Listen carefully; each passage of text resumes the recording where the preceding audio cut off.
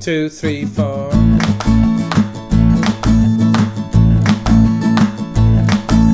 Is it a scarf or is it half of a sweater? From what I've heard, it could be a third of a poncho. There's no excuse now not to be knitting, 'cause you can do it standing and you can do it sitting. Is it a hat or is it the start of a blanket? Hey everybody, welcome back to the Truly Myrtle podcast. I'm Libby and this is episode after the episode where I went back to video. This is the next episode. We're 80 something. I'll have to look it up. I'll make sure I've got it next time. Episode 80 something. Welcome back to the podcast. It's lovely to have you with me. I am over the moon that so many of you came to watch the video podcast. Lots of you have made the move from audio over to video. That's fantastic. And I'm just really thrilled. It's been fantastic to hear from you, to have all your comments about how much you've enjoyed watching me again. So yay, this is going to be really fun, I think. I'm Libby. You can find me all over the internet as Truly Myrtle. I design knitting patterns. I have them for sale on Ravelry. I have a website, trulymyrtle.com. You can find me on social media as Truly Myrtles, and on Instagram, I am Truly Myrtle Photos. I'll put links to everything I talk about in my show notes, and you can find those either over at my blog, trulymyrtle.com. Look at the tab where it says podcast, and all the podcast show notes will be in there, as well as links to the video podcast. You can watch it there, or the audio podcast. You heard me right. I've managed to figure out a way of uploading the audio version of my podcast to iTunes. So it will be on iTunes like it always was, or you can download it like you always could on my blog as well. So there'll be all sorts of ways to hear me and see me, and it's fantastic. I did hear that the audio quality was okay last time. I'm going to do whatever I can to improve that, so just bear with me while I work out technology, because yeah, you know, there's always something new and exciting to learn when it comes to computers. I never anticipated that I'd be doing this, but here I am doing it again. Heaps of you left comments on my show notes, and over on the blog and under the YouTube video last time to enter the giveaway. So I'm going to draw that at the end. I'm going to talk to you about the Aeronite pants that I made, which are absolutely fantastic from Sew Liberated. I'm going to talk to you a little bit about some sewing ideas I've had, and I've got a book to review. So shall we get on with the show? I think so. I need a sip of my tea. I've got a croaky voice today. It's definitely autumn. It's still warm as the day goes on, but some of my kids have got sniffles. I've got one home today, so if there's a little whispering, it's her. She's just got a little bit of a sniffle. Some of my kids have got a bit runny noses and itchy noses from something in the air, but the weather's turned. It's turning. I keep seeing snow from up north, though. You guys look like you're getting a hammering with snow. Lots of you. So I'm hoping the spring happens soon. Did you go to Edinburgh Yarn Festival? I'm so jealous. I really want to go to Edinburgh Yarn Festival. There's a lot of us who didn't go. There are more of us who didn't go than who went. I try and comfort myself with that, but one day I'll try and get there. But it snowed at Edinburgh Yarn Festival. It looked amazing. Lots of people wrote to me, sent me photos of my cardigan from the Lane magazine hanging on the wall. That was really cool. It was a little part of me was there, so that was really nice. I was pretty thrilled about that. But one day I will go, and I'll see you there, and I will go to the Podcasters Lounge and just have fun. I think it'll be amazing. Probably not next year. Maybe the year after? I don't know. We'll see. We'll see how we go. Right, shall we get on with the show? I've already said that once. We're definitely doing it. I had lots of comments about people writing to me saying, what was I wearing in the last podcast? I totally forgot to tell you. I was wearing my Maya dress, which is designed by Marilla Walker. And I've made this Maya dress several times. I've made it in this is the recommended size for me. It's quite oversized, but I've also made it in smaller sizes, so it's a more fitted piece. So it's quite a boxy dress top. There's sort of no sleeves. It's got these integrated sleeves in it, and it's sort of just straight through. This one that I made is quite oversized. I absolutely love it. The neckline is fantastic. It's not too high, but it's not too low either. And it's got no darts for the bust or anything. It's just I hesitate to say it's a big sack because it's not. It's a stylish sack. I absolutely love wearing it. I've made mine in this really bright Liberty print. It's quite a retro kind of look, I think. It has this kind of charcoal background with these big pops of poppies with this really mustard citrusy kind of colour thrown into some of the flowers. And the fabric I've used is like a soft, very soft drill. It's a cotton, almost like a brushed cotton, but it's not. It's washing up more like a bit of a brushed cotton, but it's like a really soft drill. So it's a really great piece for me to wear in the winter. I like to wear it with some bold tights that pick out the mustard colour in the pattern, and my long boots. Or in the days that are not piping hot down here, but as the weather's turning, it's a really nice piece to wear on its own without anything underneath, or just with sandals. It's very comfortable. When I made it, I made it this time last year actually, but when I made it, I originally thought maybe I'd wear it clinched in at the waist with a belt, and I've got this quite nice little belt that I was going to wear it with, and I tried it on and I looked like something out of Robin Hood. It was ridiculous. So I gave up that idea pretty fast. It just looks so silly. But anyway, it's the Maya dress. I can recommend it. It's a fantastic So it's actually a good one to learn some new techniques from. It's got no exposed seams. It's all French seams all the way through, so that's a good thing to learn. And it's just got a beautiful finish. And the neckband's all finished. I did a little scoop hem so that it scoops up on both sides at the bottom. There's lots of really good little techniques to learn, so I can recommend that. Today I'm wearing another top that I made. I'll try and show you. It's a washi top. It's from the washi dress pattern, and I've made it in this black and white sort of painted chevron fabric, which is actually a quilting cotton from Amy Butler, and which I normally wouldn't use, but it works quite well for this. I've got the keyhole neckline in this one, which I really like. I think it's quite flattering, and I've got the no sleeve version. This one's actually getting a little bit snug on me. I've sort of broadened through my back and into my bust. It's no bad thing really, but it's comfortable still to wear because it has an elasticated back. It's got that sort of shirring back, so it's got a bit of stretch to it. I'm finding things are getting a bit tight sort of as the arms curve under the arms. That's where I'm sort of finding things are getting tight through here, so I'm sort of widening out under my arms. But this I can still wear and be relatively comfortable and cool enough. But the quilting cotton sort of gives it a little bit of extra weight, and it actually falls okay. It's unusually for quilting cotton, it works okay in this top. I was going to talk to you about some sewing, so shall we do that? You'll remember last time I talked about how I was doing a test sew for Meg of Sew Liberated. Well, I did it. Yay! It was great. I had a bit of a dither with the fabric. You know, that's to be expected. I ended up deciding not to use the brown stuff I showed you last time, and I nipped into one of the fabric shops in town and decided to buy something new from there. They didn't have exactly what I was in my mind, what I wanted. I wanted like a soft tencel, something that could take me through into the autumn, and I couldn't find anything. The woman was really helpful, and we looked at tons of different fabrics, and I probably changed my mind about 10 times. Oh, I want that. Oh, now I want that. Oh, no. It was terrible. I was really dithery.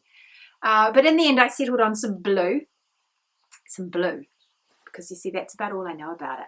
Even though I said to you, I'm going to write down exactly what I buy, I was in the car, driving up the road, about to jump back on the motorway to come home, and I thought, I have no idea what I ended up choosing. Like, what is that fabric? I'm imagining it's something viscose-y. The drape in it is fantastic. It's going to have a lot of cotton in it. So, I'll have to find out and let you know exactly what I use. That's hopeless, isn't it? Especially because I said hopeless.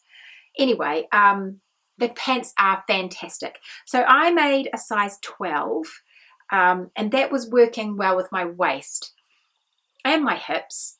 But I think what I might try next time is to go down a size, just to experiment, to go down a size for my hips, but leave my waist a bit fuller, because I'm quite slender through the hips, but in proportion to my waist, I'm more square. So I think I'm going to try that, because although these are great, I just want to see what they'll look like without quite so much fullness in the hips. I adore the pockets. They look marvellous when they're on. I've got some, at the beginning of the video, you will have noticed I had a bit of footage of me sewing them up and then some photos of me wearing them. So the pockets are fantastic. They just give it such a good finish. They're not hugely deep, although when you're wearing them, your arms actually extend perfectly into the length of the pocket. So they're very well designed. I would say these aren't a beginner sewer pattern. I think it's, if you're feeling like you're super adventurous, you've read a few patterns, you've tried a few things, then go for it. Maybe choose a fabric that isn't too slidey. So maybe go something with a bit of texture, like Meg recommends a silk noil. I don't know how you say it, Noil. I imagine that's going to be slightly slubby, and so that the texture of that will be easier to work with. This is quite slidey, and so the pants have lots of felled seams, which are these flat seams through where the side panels meet the front panel and the back panel. It's got felled seams. So you have to snip away your seam and then fold it over and sew it flat. And that's a bit fiddly on a slipperier fabric. It also is time consuming. So be prepared for these to take a wee while to sew, but you'll be so pleased with the result if you take the time. It's got French seams at the bottom of the pockets. The details are really good. The finishing is lovely. The waistband is mega comfortable. These are so comfortable. So it's like this perfect combo of stylish comfort. They're just brilliant for that. So my fabric, I can wear it with a sort of a t-shirt chucked over the top. Meg wears hers tucked in. I'm just not comfortable doing that these days. I just prefer to wear a little, like almost a cropped t-shirt, so it hits my high hip.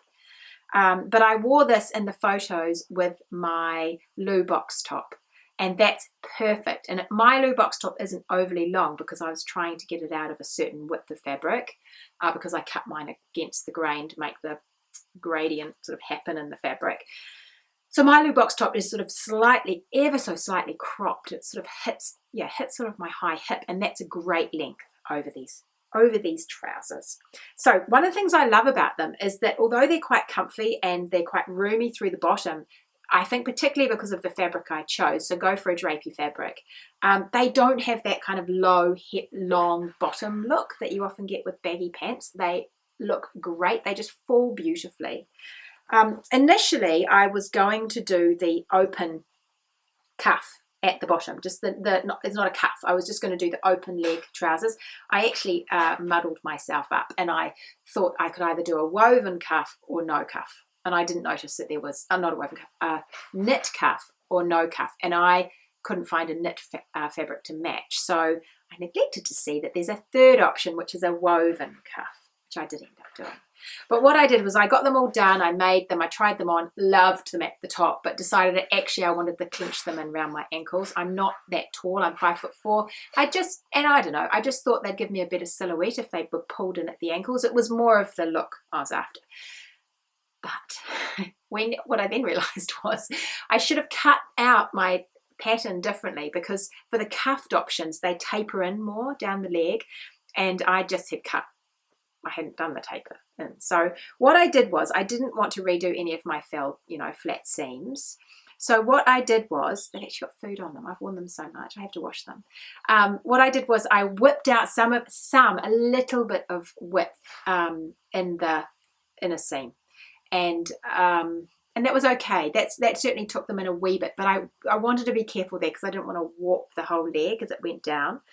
And then I redrafted a cuff. I just made it wider to fit my leg bottom. And then I just whipped the elastic through, and I cut my leg off, put on a cuff, folded it up and put my elastic through. So I have elastic cuffs too, which I love. They're fantastic. I will definitely do them like that again.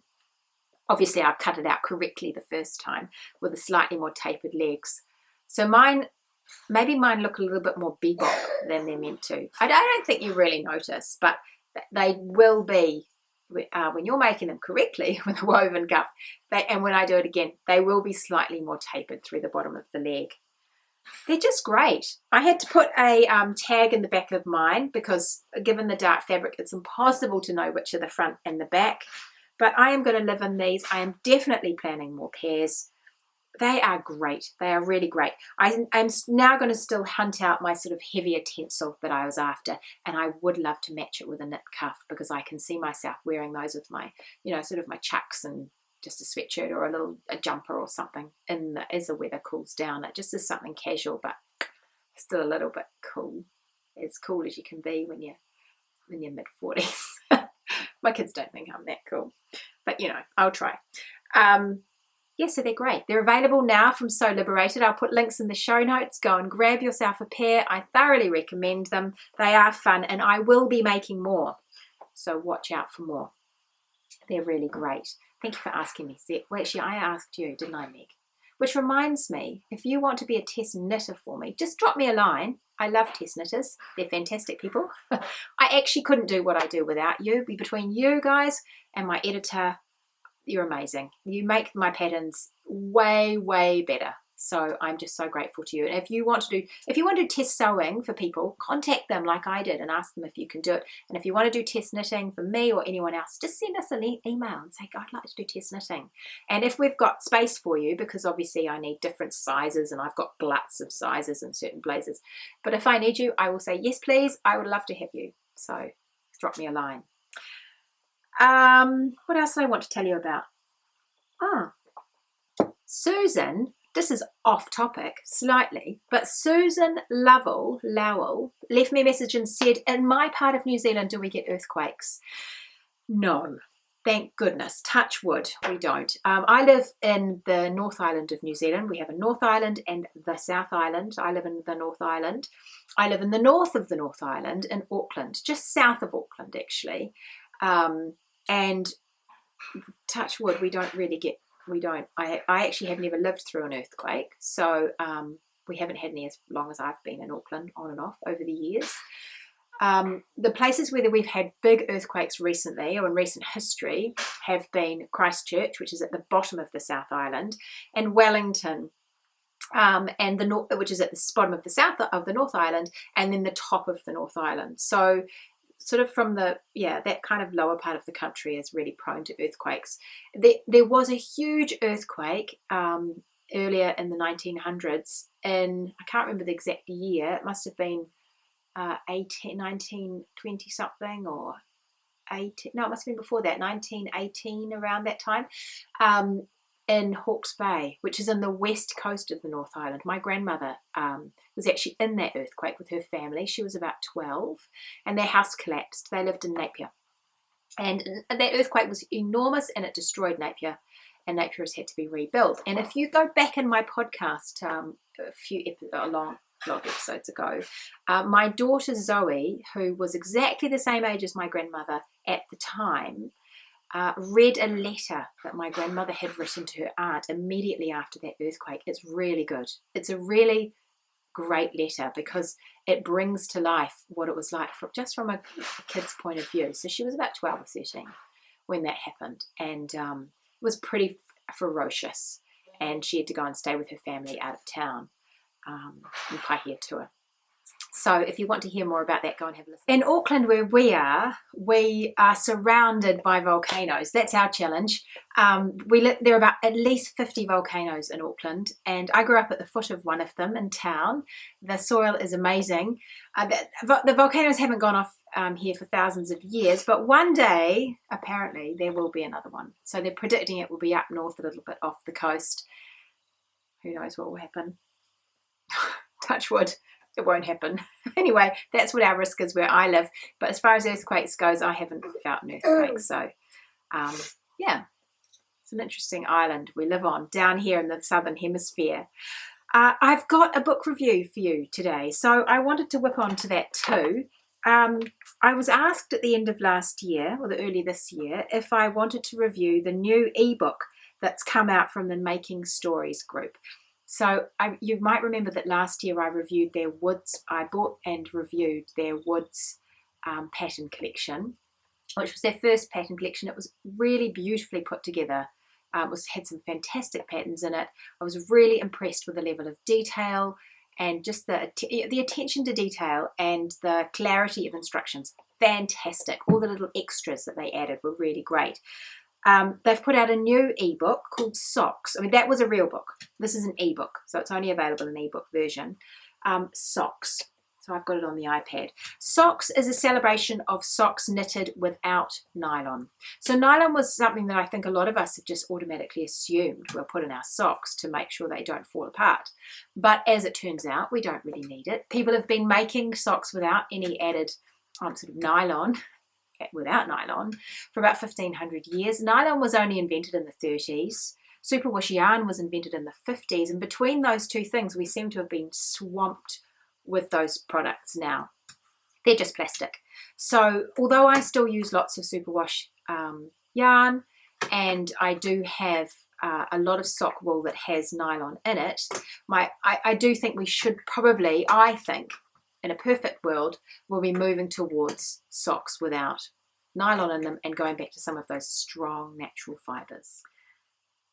So the Socks ebook is a celebration and just an exploration of sock designs. I've got 7 sock designs in here that all use yarn that doesn't include nylon. Claire Devine has written a great article in here, and Claire's my friend from Brisbane. She's Knit Share Love all over the internet.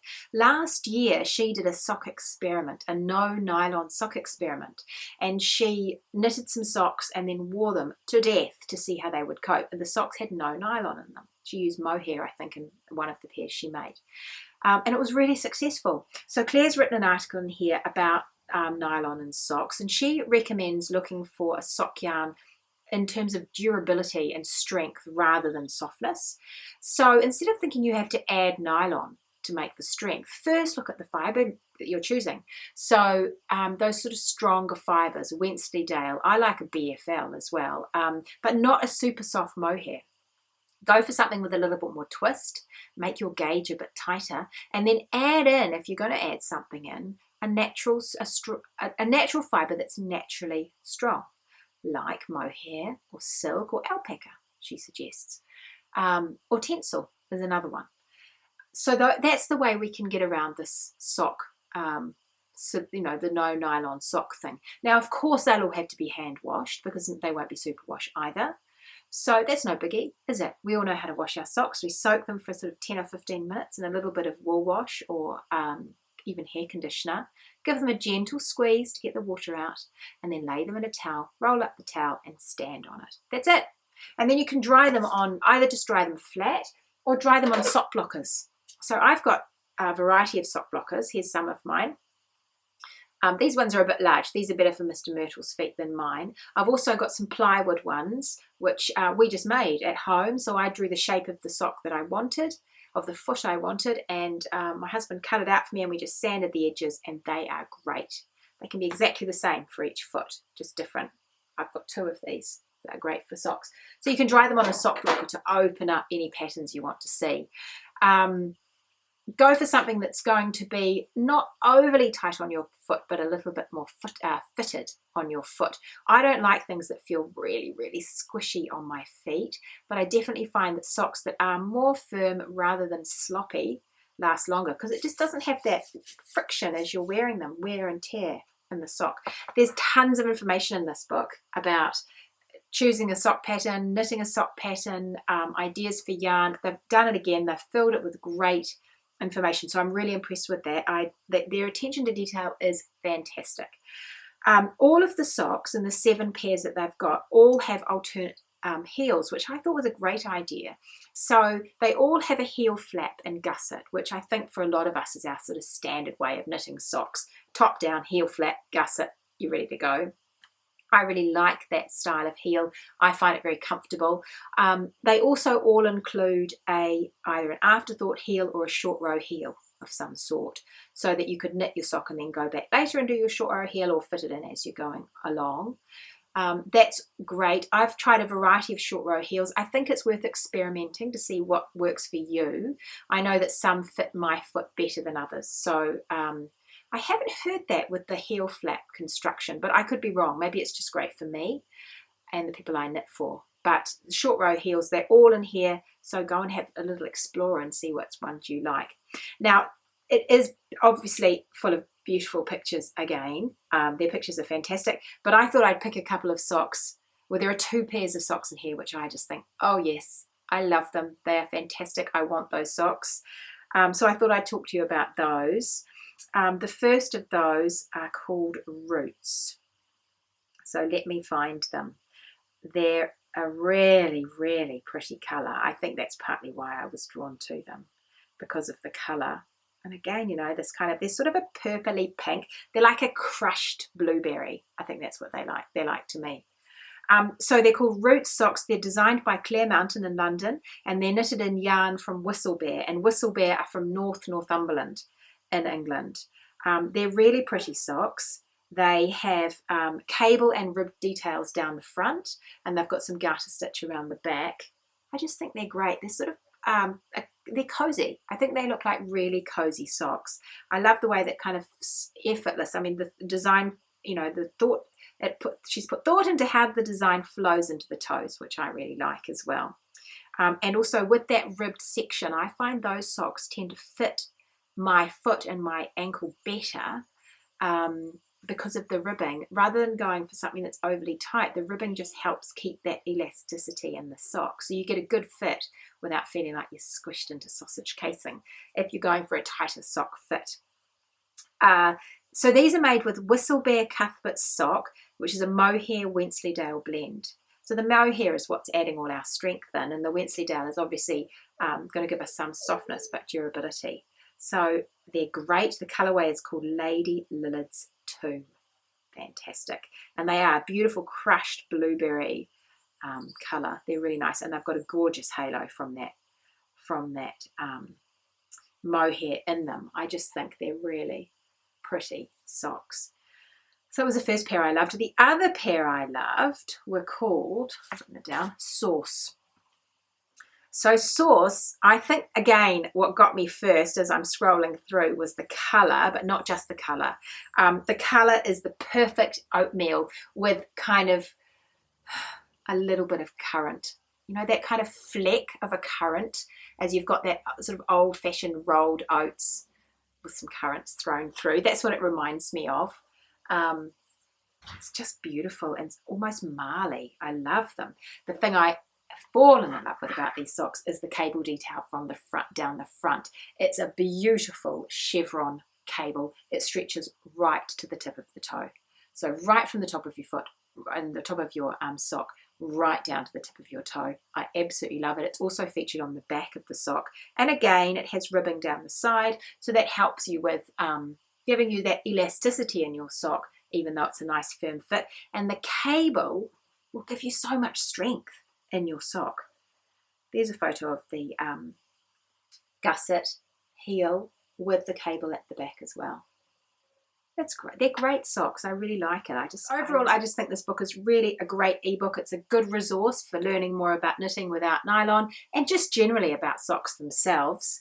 I can really recommend it. If I find a moment, I will knit these socks. They're beautiful. I would love both the pairs of socks that I mentioned, but there are 5 more. So I've actually got a copy to give to one of you. If you would like to win a copy of the ebook, please head over to my website, to my blog post for this podcast, or onto YouTube, and at the bottom of the post just tell me which of these sock patterns is your favourite, and have you got a no nylon sock base that you can recommend? I'd absolutely love to hear about them all, so drop me a line and let me know what your favourite is, and if you've got a sock base that you've tried or want to try, I've heard about, just let me know. A no nylon sock base, that would be great, especially a no nylon, no superwash sock base.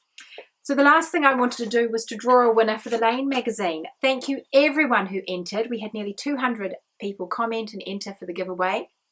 I've drawn a winner with my random number generator, and it was really interesting to hear what you all wanted to knit. So I'd say, well, Kate was pretty popular. I'm so thrilled. There were lots of you who said you wanted to knit that cardigan, my Kate cardigan.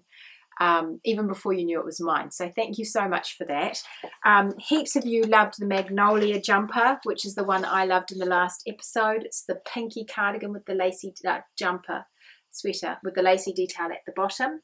Lots of you loved that one. But the other one, which is a really popular cardigan jumper, was one that I hadn't mentioned last time. And that one is Eerie. Eerie? E-R-I, and it's from Isabel Kramer. She's a magnificent designer.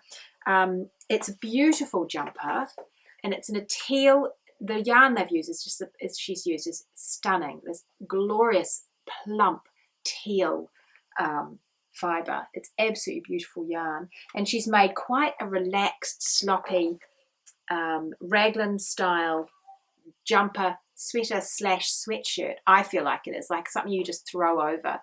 It looks soft, it looks relaxed, and it looks drapey. And it's covered in cables.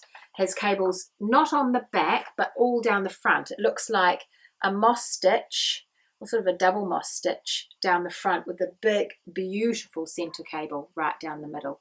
So that is a really stunning jumper. So a lot of you love that as well. I can only have one winner, and I have drawn Stephanie Lanzetti as my winner. So congratulations, Stephanie. I'm not sure where you are, but I have a feeling you're somewhere in the Northern Hemisphere. Stephanie said, "Hi, Libby. So nice to see and hear you. Huge fan of yours." Thank you, Stephanie. "I'm currently knitting Electra and the BT Shale baby blanket for one of my sisters. So going to have to do one for myself when I finish this one. Lane is such a gorgeous magazine, and as a dabbler in photography, I love anything with good photos. My faves would have to be Kate. I love cardigans and love the backstory as well. Next would be Morgan and Shibui. And I also hear you on the menopause thing. It has stopped me from sewing for a number of years, and I've just gotten back into it. Till the next podcast, Stephanie." Stephanie, we are not alone. There are lots of people who comment on the whole menopause thing. Just let's get sewing, shall we? We'll just get on top of this. But congratulations, you've won the magazine. Don't forget to enter to be in the draw to win the copy of your own ebook, the Socks ebook. And I'll see you next time. I'll see you in 2 weeks' time. Oh, I didn't give you a deadline for that.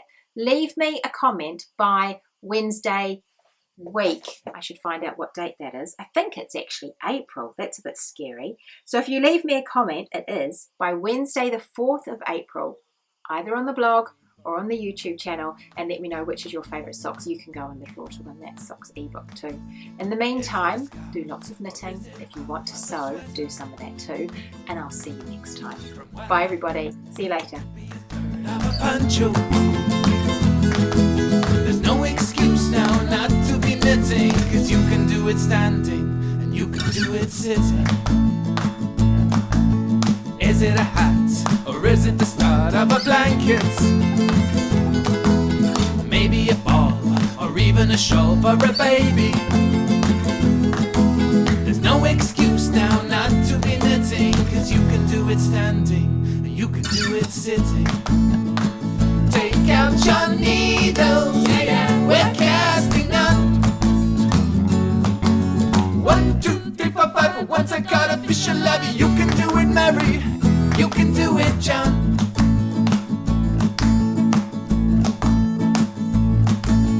Is it a gnome or some other homely creation? Wait and see, it might even be for a teapot. No excuse now not to be knitting, 'cause you can do it standing and you can do it sitting. Take out your needle, we're casting on. 1, 2, 3, 4, 5. Once I got official love, you can do it, Mary. Yeah, you can do it, Mary. You can do it, Mary. And you can do it, John. Gilbert, what are you knitting? Where? What are you knitting? Nothing, man. I crochet.